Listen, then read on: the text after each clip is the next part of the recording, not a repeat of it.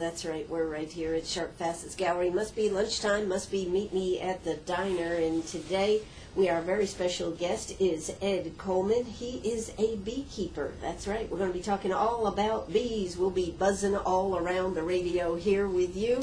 And I certainly hope you're going to enjoy the show. I certainly hope you're going to learn something about what it takes to, number one, produce good honey, but number two, some of the benefits and why it is important. So, welcome to the show, Ed. Thank you. It's good to have you here. It's good to be here. That's right. Now, your farm is Shady Creek Bee Farm? Yes, ma'am. And where exactly is that located, Ed? Donald's, it's actually in the northern part of Greenwood County here. Okay. Not actually in Donald's, but it's Donald's address. It's a Donald's address, okay. Yeah.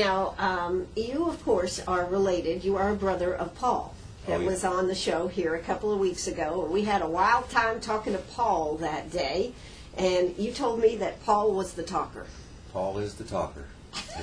He can talk. He can talk. He definitely can.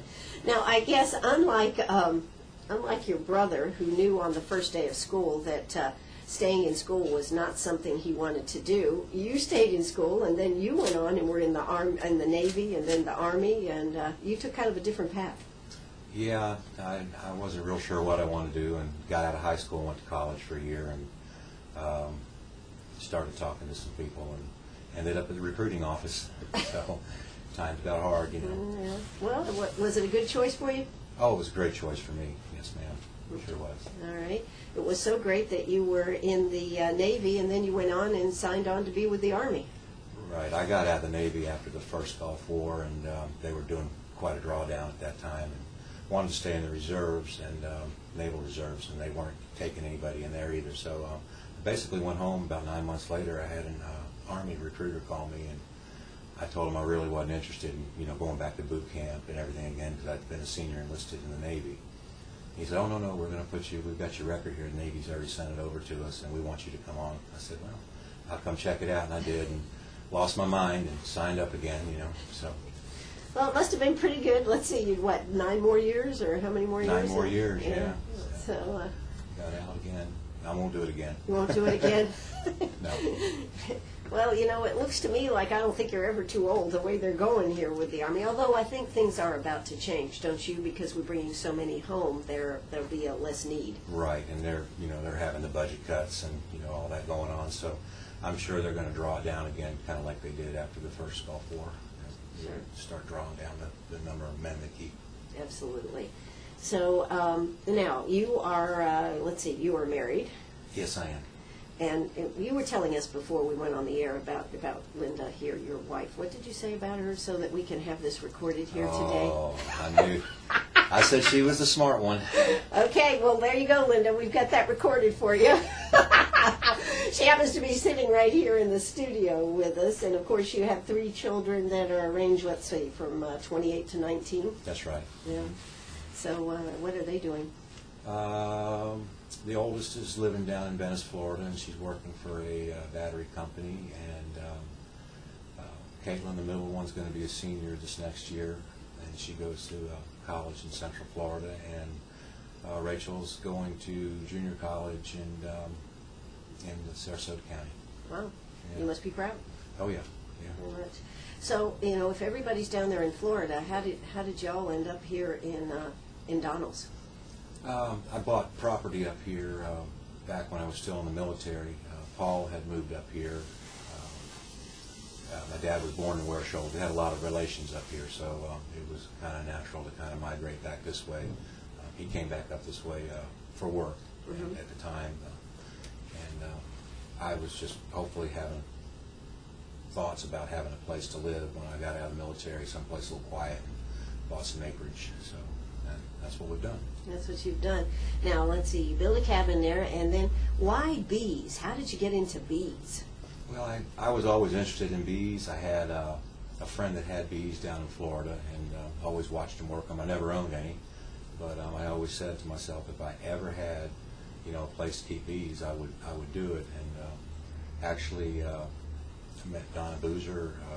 She's very big in bees and master gardeners here in the Greenwood area, and she was telling me they were going to have a class, and I said, well, please call me. And That was about 6 years ago. And I got certified through a class and decided to start keeping bees at that time. Now, how many bees do you have buzzing around your place? Right now, there's probably about 40 hives. 40 hives? 40 hives going. I'm going to try and double that this year. Also, I'm going to have about 80, I guess, splits, and they're going to be small hives that people are going to come buy and pick up this year. So if you have hives, how many bees are in a hive roughly? Oh, at the height of the spring and summer, they could be anywhere from 50 to 70,000 bees per hive. Yeah.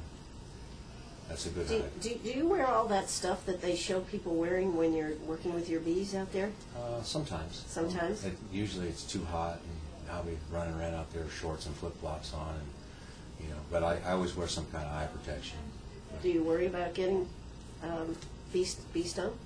Usually I get stung, and You do I don't get really stung? worry about it. But then once they start stinging, I go ahead and put a veil on some of the stuff that you're used to seeing people wear. But as long as I can get away with it, I don't. I try to stay cool. Yeah. Well, are bees normally? I mean, are they stingers? No, not at all. A lot of people get stung and they think they've been stung by a bee. It's normally like a yellow jacket. They look kind of similar. Mm-hmm. But honeybees are real focused on what they're doing. They're coming and they're going. And unless you kind of interfere with what they're trying to get done, they don't even recognize you hardly. They don't bother you a bit. So they're the kinder ones.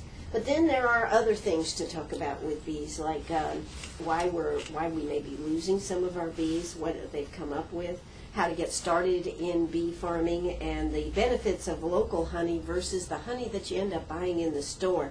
I think we live under this idea that what you buy in the store and what you buy from a local beekeeper is the same. It's not. When we come back, we're going to be talking about all these things.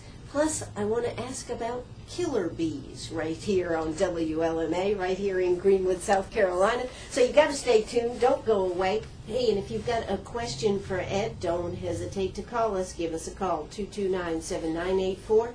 That's 229-7984. We'll be back. Don't shoot. Oh, that's right. We are back here at Sharp Facets Gallery. We're talking about beekeeping here today. Hey, you never know what you're going to hear on Meet Me at the Diner. Yesterday we were talking about politics with Ben Hoffmeyer with the NFIB. Today we're talking beekeeping, and that's what it's all about. But while we are here, let's see what the price of gold and silver are doing here today. Gold's had a tough time getting up to that $1,700 mark again. But right now, gold is trading at $16.51, and silver is at a little over $32. So if you've got it to sell, the best place to come, Sharp Facets Gallery. Why is that? Because we'll buy your diamonds, we'll buy the gold, we'll analyze the piece and give you the most around. Everybody knows it. How about you? Come see us right here at Sharp Facets Gallery. Got a question for us? Give us a call, 229-6613. That's 229-6613. Well, we are talking with Ed Coleman right here. He has Shady Creek Bee Farm up there in Donalds, and if you want to get some of his special honey, you have to go to his place. No, it's not in stores. It's not in other places. In fact, you were just telling me about a law proclamation that Governor Haley just signed into effect. What's that all about? That's a big help for the smaller or mid-sized beekeepers. It's what it's going to do basically is allow you to legally sell your honey and not have DHEC coming in. Before you had to have an actual honey house, which had to be inspected, and all the regulations that you would have, like for food service and things. If you're doing less than 400 pounds of honey, which is quite a bit when you buy a pound jar of honey. There's 12 pounds, so it's about 4,800 pounds. So that's a lot of honey, but it's small on a large scale. Or a national, yeah, or a big scale. But so you're able now to sell right out of your house or at the farmer's market to the end user without any kind of regulation on you, except for the labeling, which has to be the same. It has to have a certain amount of information on there so you don't get any trouble. But other than that, that's been a great thing for beekeepers, local beekeepers. Well, that's unusual to not have that totally regulated, isn't it? You know, saw a special the other night with Stossel, and they were talking about raw milk and how people, you know, and all these things, all the regulations. You know, he did a special about selling the lemonade, and he would sell the lemonade, and then he'd have to give it back, take it back, and give them their money back because he couldn't legally sell it. So, you know, we really have gone overboard legally on these things. So to hear something like that, that's a little bit of help. Yeah, and I think that's a good thing in the state to do that and to help out. And I think that they're going to do more of that, you know, for the small scale, and because agriculture is a big part of South Carolina. It's like, you know, the largest thing. Absolutely is. The tourism people don't like hearing that, but yeah. Agriculture is. That's Yeah. right. And you know, now there's been this rejuvenation on getting to know what is in your food, what makes the difference. Now, as far as local honey versus that you just go buy in the grocery store, what's the difference? Well, the main difference is you have with the local honey is you're going to have the local pollens and the local, the things that the bees are bringing in are going to be local. And of course that's going to help if you have like an allergies or any problems like that, you're able to build up some resistance by putting that in your body in small doses. A lot of honey that's coming from overseas, particularly like China, it's a lot of documentation going on now. They use a lot of antibiotics, a lot of pesticides over there that we don't use. Mm-hmm. Okay, and that's in your honey. So it's And not, some of it, you were telling me earlier, may not even be honey. some of it is questionable. They've been doing a lot of testing, and it's coming in through different ways. They're going through third parties and coming in under different names, and then being labeled as honey. The best way is to get to know a beekeeper. Mm-hmm. and actually get your honey from them. Then you'll know exactly what's going in. At Shady Creek, we don't use any antibiotics or any type of pesticides In the hive, in the you hive were telling me about this. for pests like the hive beetle or the mites. So you know, we try to keep it as natural as possible. Of course, like we were talking earlier, there's no way to know what a bee is going to bring back. You don't know, you know, they're flying off and foraging a mile away. You don't know what your neighbor's using, but hopefully, you know, we try and keep it as, you know, as pure as we can. Now, the other thing is, a lot of honey that's imported or in the big stores, shall we say, has been heated, correct? That's and correct. And really processed, as opposed to what you're doing there. Right. That's another advantage of raw honey. We basically just strain it. Okay. Going through a process for commercial, it may be basically pasteurized and heated, and once your honey gets over about 130 degrees, you basically have lost anything in there, the enzymes and the things that are going to make the honey beneficial to you. You're going to kill the bugs, basically, just like overcooking your broccoli, I guess. But Sure. You're killing all the good things in there for you. So therefore, it's better to buy local if you can find local. Now, people can come to your place out there in Donalds, or how do you sell this? Well, some people, they usually call, and we're at the farmer's market up there. My brother at Maxwell Street always has honey up there when it's in season, and that'll probably be in about 2 months. We do sell over at the other farmer's market also, but we get a lot of calls, or people email us and say they're interested in getting honey. And sometimes they'll be out and about or say, hey, well, where do you live? Okay, well, I'm going to be at the store tomorrow night. You know, but we make, you know, it's kind of like the big deal, you know, the big drug deal. You know, here's your honey. You know, give me the money. You know, but no. So yeah, normally people go to the website. Okay, and your website is? The ShadyCreekBeeFarm.com, and the phone number's on there. And Okay. you can And what's call your phone number? 864-942-7564. 7564. So you can go to his website, ShadyCreekBeeFarm.com, or call him, 942-7564. You know, we just had a call from Ben Spires, and he says, do you do therapeutic stinging for arthritis? Actually, no, I don't. I know people that have done it. I actually had some friends that wanted to try it, and actually the guy the wife and the man, they said, so the wife did it. She was like, oh, it's pretty, that doesn't hurt that bad. The guy squealed like I won't mention any names, David. He squealed like a baby when he got stung, and that didn't last long. But no, I don't actually do it. I do know people that have done it. And is it supposed to help? Yes, actually it is. They say the bee venom is supposed to be very good for that, and they're actually studying and doing more testing on that and for different types of things, MS and those type of diseases. So, wow. Yeah.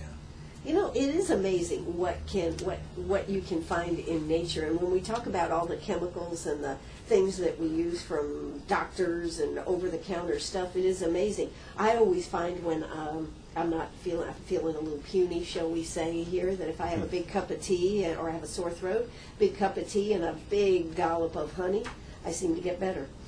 Well, honey's loaded with vitamins and particularly high in minerals. Mm-hmm. And, there's calcium, iron, zinc, potassium, phosphorus, magnesium, copper, chromium. I go on. Tons of amino acids.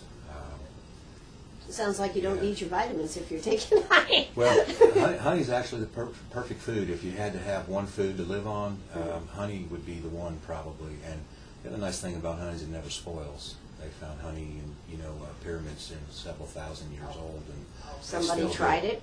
Yeah. Oh yeah. I'm sure they did. But as long as honey stays, dry, Mm-hmm. it will last. It'll last longer than we will, for sure. Wow. So there you go. All right. Well, Ben, I guess he's not doing that, but he does know about it. So therefore, maybe you want to check that out at some other source other than the Shady Creek Bee Farm. Well, he can always come out and work bees, and he can just get stung. See what happens. Yeah. Now, what about that? Do bees just we talked about this first part of the show, but so you're telling me that bees are not something that normally would attack you, or? No, most bees, honeybees, are not aggressive. They will sting you if they're threatened or they feel like their hive is threatened. So of course we use a little smoke, which calms them. Basically makes them think they need to load up because there's a fire and they may have to leave. So they gorge themselves and get kind of lazy, and that and. Have you ever looked in the hive and seen them all laying on their backs, going, "I can't even move now"? No. They're always, busy as a bee. They are always moving. They are always doing something. But like I said, they're not aggressive. You can, get stung because you get in their way. But normally, if you kind of work with them, and it's not a bad thing. We did talk a little bit earlier about your killer bees. I guess right. you're going to segue into that. Yeah, well, we're going to do that after we hear the news. I'd like to All talk right. a little bit about killer bees. But where do most bees come from? The bees that are domesticated here in the United States, most of them are European. Mm-hmm. Some from Caucasus, the Ural Mountains, Russia. But the first bees that were domesticated here and that stuck are European bees. So did we have bees here in the United States? Do you know? Or or did they end up bringing them over, smoking them, and bringing them here? They ended up bringing the bees that are domesticated. Now, I think there's hundreds of varieties of wild bees, and most of them are solitary. You see the bumblebees and the carpenter bees and the little sweat bees. They're not. We hive these other ones, and they're easier to actually manage because of that. Because they've been domesticated. I Yeah, like that. Do you take domesticated. them on a leash? No, sorry. Here. Hey, we're having a good time here today talking about bees and beekeeping. We are with Ed Coleman with Shady Creek Bee Farm. If you'd like more information, you can go to their website, shadycreekbeefarm.com, and you can give them a call at 942-7564. Right now, we're getting ready for South Carolina news and a word from our sponsors. But when we come back, we will be talking about killer bees. We'll be talking more about the benefits of honey and how you can get involved if you have a space to be able to raise your own bees right here in Greenwood. Hey, I'm Ann Eller. South Carolina news is up. Oh, that's right. We're back here at Sharp Facets Gallery. Hey, we do need to tell you that Ed not only has this Shady Creek Bee Farm, but he also does live bait. And you were just telling me now, the season that we have going here, it has been phenomenally warm all winter long. And of course now the pollen, everything is just popping out there. What effect is this going to have on the bees, number one? Oh, they love it. They started cranking up several weeks earlier than normal. A lot of pollen out there. Of course, they're storing it. Of course, you're breeding it. Yes, absolutely. So, like we were saying earlier, a little local honey might do you good. But no, they're actually breeding, or I'd say the queen is laying more eggs quicker, and the hives are getting stronger faster. And actually, we're starting to see indications of swarms already, which normally is not a month, 6 weeks away. So they're way ahead of the game. So that means there should be honey earlier. Hope so. Yes. Yes. Mhm. Okay. Now, one of the things I didn't understand, you actually, what should we say, run out of honey. There is a season when you can buy honey, literally. And so, what is that season? Well, for local honey, if you're going to buy it, the best time to get it is people start extracting usually in May to June time frame, and through the summer. Okay. We bottle up as much as we can. We leave 30 to 50 pounds on each hive for their own sources. They need to stay through the winter, have enough stored. We rob just what we can. Sometimes a little too much, but anyways, and we sell honey till it runs out, and that's basically what most of the local people do. Now, how should you store honey? How should you store it? Honey, as long as it stays, in a tightly capped jar, you just put it up in the cupboard. Will last for, like we said earlier, 1,000 years. It does tend to crystallize. Different types of honey have different levels of dextrose and sucrose, the different types of sugars, and if you start seeing the crystals in there, or it starts getting solid, just put it in a pan, just lukewarm water, and it will re-liquefy. You don't want to heat it too hot because you don't want to lose the good things that are in it, the nutrients that are in the enzymes. Sounds like with all the things you were telling us that are in honey, that would almost be a vitamin substitute. It would. Like I said, it's full of vitamins, all your B vitamins, all your B minerals. vitamins, there you go. Let's B get a vitamins, jolt going yeah. here. It's and the thing about honey, it's so easily digested, because of the other sugars that are in it. Your body, the fructose and the glucose, it's converted easily. But haven't I read something about you shouldn't give it to babies? Is that right? That's correct. Why and why is that? Well, botulism, and when you're young, there's botulism. I mean, there's probably dust in your house. The botulism spore can be anywhere, and what happens is as you eat dirt when you're outside, a kid, and all that, you build a resistance. Sure. Basically, is all there is to it. And a very young infant hasn't had the chance to do that. Bees do fly to flowers, and they are bringing back, natural sources like the pollen and things. And if there's any type of spore out there, it could be in the honey. For an adult, of course, there's not a high enough count to hurt you, but for a very young infant, it could. Right. I thought I read something And about that. Not very many documented cases like that, but it's still, something. Some people say, well, my mama gave me honey since I was 2 days old. Well, that's good, but the government says, that it's probably not good when a little smoking can kill you, or whatever, Exactly. Yeah. Well, it's something you'd want to be aware of for sure. Right, that's exactly. correct. So just because you're able to use it doesn't mean that a very young baby would be able to use it. Right. Now, we also wanted to talk, we're going to switch over here though. You said something that the fish are biting. What's going on here? This has to do with the bait, I guess. What can you tell us about that? Yeah, we run the quality bait. We sell probably, if you're buying bait in Greenwood area here, you're getting some bait. You're going out and you're fishing, but the crap you're biting, there's bass are biting. They're having a good time. And the weather's been so phenomenal, and it's been an early kickoff for that this year too. The lake has just been covered with boats, and but they're reeling them in. They're reeling them in. Now, any particular bait that is really bringing them in? Minnows right now are what they're using. Worms picked up this week though, so it tells me that, and crickets. So that tells me that they may be getting perched now on some of the smaller panfish too. Okay. So there you go. We just gave you the fishing report Yeah. for Greenwood County right here on WLMA. That's right. You never know what you're going to learn on this show. So we've been talking about honey. You have a bee farm. It's the Shady Creek Bee Farm, and it is right here in Greenwood, well, actually in Donalds. You can give them a call, 942-7564, or check out their website, shadycreekbeefarm.com. Make sure you check that out. There is nothing like the benefits of local honey. And now I did want to ask you a little bit about these killer bees. They're talking about these bees coming. Where are they coming from? From South America or something? That's right. They're really not killer bees. They're Africanized bees.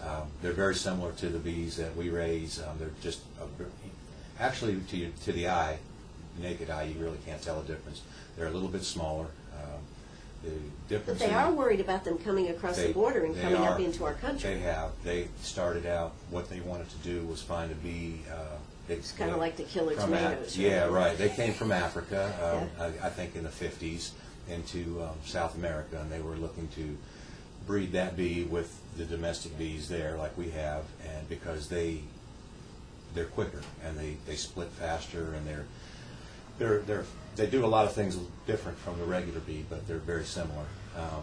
What they found out is they're very aggressive, and they do go out of their way to sting you. I mean, most of the time if I start getting stung, I walk away from the hive a few feet, and they go back to doing what they're doing.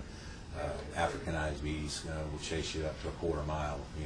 They'll just keep coming, and it's not just one or two guard bees that are after you. It could be several thousand. And that's the problem when you hear about a dog being killed. We haven't had the problem this far north yet, South Carolina. And they come into Texas or something? They came up through Mexico, and then in the 90s into Texas, and then they kind of headed west, basically, up through the deserty areas, and then. But they have now. Did they make it into California? I don't know if they. I don't think so. I was just thinking California could deal with this problem. We have people that's what they do. They set traps up like in Charleston, because sometimes there'll be a hive, in a crate or something coming from overseas or from Africa even, and their traps are there, and they try and check. And in Florida, that's how they got into Florida, is they started detecting on some of the shipping and stuff coming in and out. And now, of course, Florida, and up into Georgia, actually, a man was killed last year on a tractor, hit a hive of them, and they swarmed on him. So they are killer bees, see? They bees. They can kill you, but the best thing to do is just to see a bunch of bees, just stay away from them. You don't know if they're but we don't like to call them killer bees. They're just Africanized. They're just a little different strain, yeah. Okay, all right. I'm going to call them killer bees. I don't care. Okay. All right, well, we are here at Sharp Fastest Bat Gallery. When we come back, we are going to be talking about the romance of bees. This is totally fascinating stuff. You won't want to miss this part of the show. That's right. We're going to make it X-rated for you right here live on the radio. Hey, don't you go away. Give us a call if you've got any other questions. We've had a few calls come in. Ask us a question. We have a journeyman beekeeper right here with us. That's right, Ed Coleman from Shady Creek Bee Farm right up there in Donald. So don't you go away. We'll be right back here at Sharp Fastest Gallery. We're talking to the owner of the Shady Creek Bee Farm right here on WLMA. That's right, Ed Coleman is here with us. He's a journeyman beekeeper. I didn't realize you had to go through all these different levels of training to become a master, like a master Jedi. The master Jedi, the master BI. Yeah. Yeah. You start out basically, if you were interested in starting out with bees, you don't have to have any training at all. You can just mentor with somebody. Just get stung and carry on. Just get stung and carry on, that's right, or have somebody come over and help you. But what most people do is every year, actually, our beekeeping association with Clemson Extension, we have a class, and it gets you a basic certification and enough knowledge to be dangerous with bees, right? Yeah. No, that gives you enough to go ahead and take care of your bees, and normally you're assigned a mentor if you want one, somebody to help you get started, spend the first year with you, go through the whole cycle. You actually go to class for 6 weeks, and it's usually like one night a week, and then one Saturday at the end you go out in the field and actually put some of that knowledge that you learn in the classroom to use. And, it's phenomenal how many things the Clemson Extension Service does. I mean, to be able to have like a beekeeping class right here. Now, I understand it's like half over. You've had this class going. We're going into the end of it right now. Actually, I think next weekend will be, or this weekend was the field day, what we call the field day. But yeah, we do it every year, and we have it. That's another website, Lakeland's Beekeepers Association. There's numbers and information on there. on how to get started if you want to.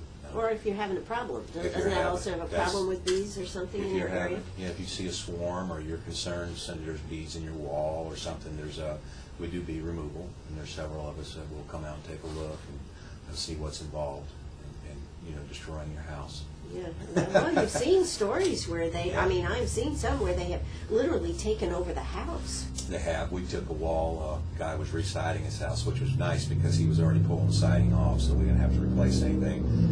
And the whole wall was full of bees, and that was about 2 weeks ago, actually. And Here in this area? Right off of Highway 72, yeah, just Wow. between Greenwood and Abbeville. And we took the bees home, and a couple of us, we took the comb and tied it into frames and put them into hives. And we actually got the queen on that one. And apparently that hive is probably about 50 generations. It's been there. He said before the guy said his father, they cleaned bees out of there one time. They came right back, and he said that was like 50 years ago. And then they've been there since he was born, and it was an old house. And wow. So we got those bees, and we got them in the yard now, and they're out there. We're going to use their genes, and their chromosomes for breeding purposes. Yeah. Wow. How about that? Well, if somebody wants to get into bees now, is there any particular requirements, or do you have to have any particular space, or you were telling me even people that live in cities are raising bees now? Yeah, the urban beekeepers. The urban beekeepers. The new green. Okay. Yeah, they a rooftop. I mean, that's what they're using mostly now, or a back porch. Locally here, if you want to start bees, check with if you have a neighborhood association.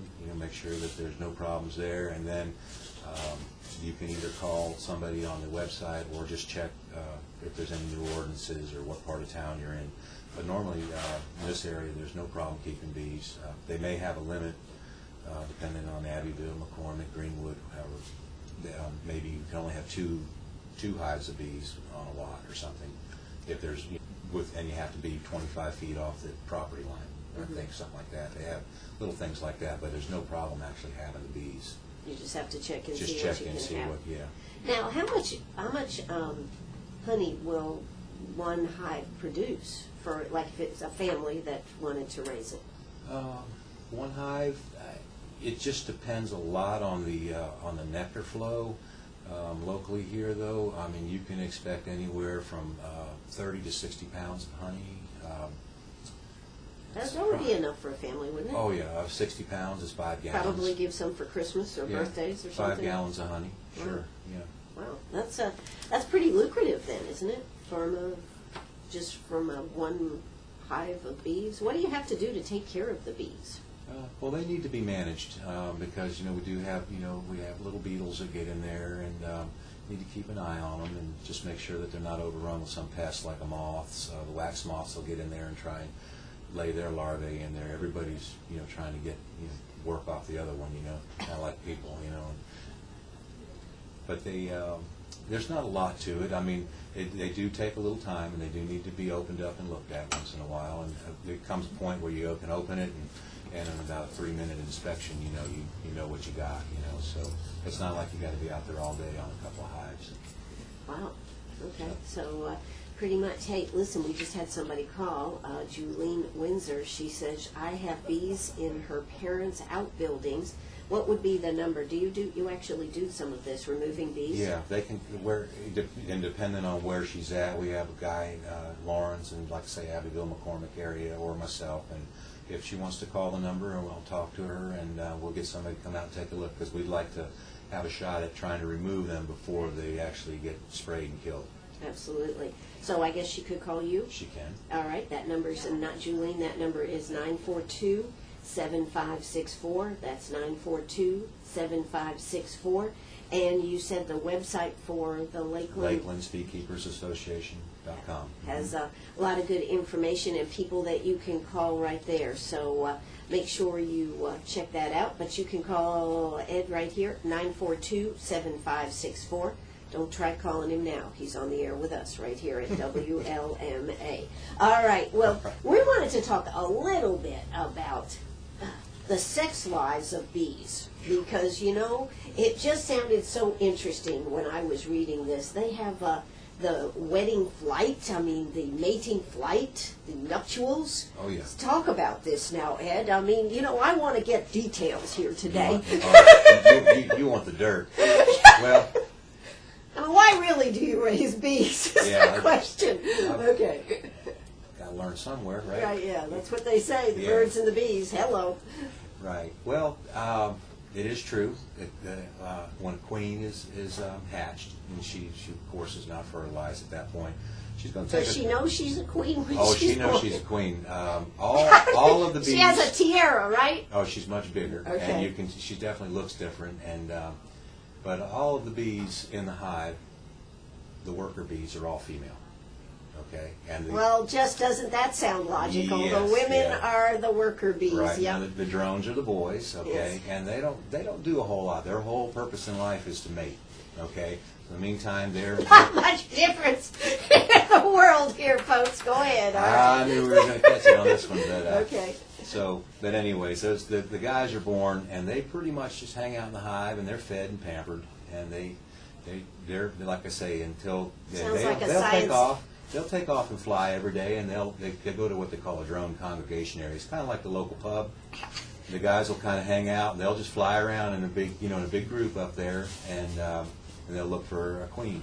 That's what they're going to do, and that's why you'll notice they're the bigger looking bees, and they've got great big eyes on their head. That's so they can spot the woman, coming across the floor, right? Yeah. All right, so there we go. We got the men taken care of. All the rest of the girls are worker bees, and they're basically, they could have been a queen, but they were not fed the proper enzymes and things when they were little to develop their queenness. their queenness, their organs that they need to have eggs. Okay. Right. All right, kids. Comfortable conversation. Don't try for this you. at home. Okay. So basically, when a new queen is needed, she produces pheromones in the hive, and the worker bees really run the hive. I mean, they think the queen does, but they don't. The queen produces certain pheromones, and when she stops producing, or she's not producing a lot, they say, well, we need a new queen. Okay, that's one way to get a new queen. The other way is that the hive What happens to the queen? well, that means she's on her way out, okay, one way or the other. Sometimes a queen can just get sick, or she can damage a wing or a leg. If she's substandard anyway, the workers are going to start feeding some larvae the proper, they call it royal jelly, and they're going to start feeding up, and they're going to draw some queen cells. The other reason why you get queens is that the hive gets too crowded, they'll start making new queen cells, and the old queen and half the hive, or 60% of the hive, is going to fly off. That's how they actually reproduce in the wild, is they split, naturally split. Wow. And then a new queen will hatch in the old hive with the other bees, go out and mate, and become, a new hive, plus the other hive has gone and found a new tree to live in. Okay, so now we're to I know this is the part you wanted, when Absolutely, they're yes, go actually, right ahead. Yeah. they're actually up there now flying around. Well, the queen, after she's hatched, she'll walk around a couple days, and she'll make sure there's no other queens or queen cells, because they're like Proprietary they're information. very much so. They're going to walk around. They'll draw multiple cells to make sure that they get a queen. Okay, they don't just count on one, So after they've drawn them, so this new queen's going to hatch out. She's actually going to go out and tear the other cells up and sting the ready-to-hatch queens to death. So there's just one. She's just going to make sure she's the only queen. There can only be one, kind of like Highlander, It's kind of like there can only be one. So she's going to walk around for a I've few seen days. that series, just for the record. Okay, there you all go. right. I know where you're going with that one. All right. So basically now she's ready to fly and mate. So she's going to go up. Drones are up there, like I say, kind of hanging out in the air during the day. They're going to mate, okay? And the queen's probably going to mate. I like it to know that if she can get 15 to 20 times, that's a good mating, okay? Because Wow. all of the sperm that she's going to have for her lifetime is going to be during those couple of days that she's going to fly. Now, she may fly 2 or 3 days or 4 days, and she's going to mate as many times as possible during that, and they say average 15 to 20 times, Wow. and that'll last her for a few years, yeah. For a few years? And a queen can be the queen for a few years? They normally last average a couple of years. Some go quick, some go. I had one for 4 years just to see how long she'd go, and then that's what I was saying earlier. There'll come a point where her egg laying and able to fertilize, because everything she has stored is used up, and she'll they'll go ahead and make a new queen. Wow. And the new You queen. know, that is phenomenal. Isn't that phenomenal that they just know when it's time to, we got to have a new queen here. Yeah, it Queenie is. 1 is out and Queenie 2's coming on board, yeah? But the last thing I want to say is, guys, you think it's good to be a bee. It's not. Because when they mate, it's kind of like the black widow spider thing. The end is near? The end is right there. They have their moment of glory, and they're they're going. They're going, that's They're it. going They're done. after that, yes. Yeah. So they live the life of Riley until they mate, and then it's over. Then it's over. Yeah. You know, we have been here, you have been listening to WLMA right here in Greenwood. We have had Ed Coleman with us, and this has been fascinating stuff about bees. I hope if you're interested in bees that you certainly will check out their website, Shady Creek Bee Farm, if you'd like to get some fresh local honey. You say it's going to be like another month or so, right? Yeah, the Maxwell Street Farmers Market. Over there at the farmers market. Paul is over there, and he always has some of Ed's Shady Creek Bee Farm honey over there, so check that out. And if you'd like to give him a call and get some more information, don't hesitate, 942-7564. That's 942-7564. And thanks so much for coming on the show with us today. Thanks for having me. It's been great. All right. Thank you so much. Bye-bye, everybody.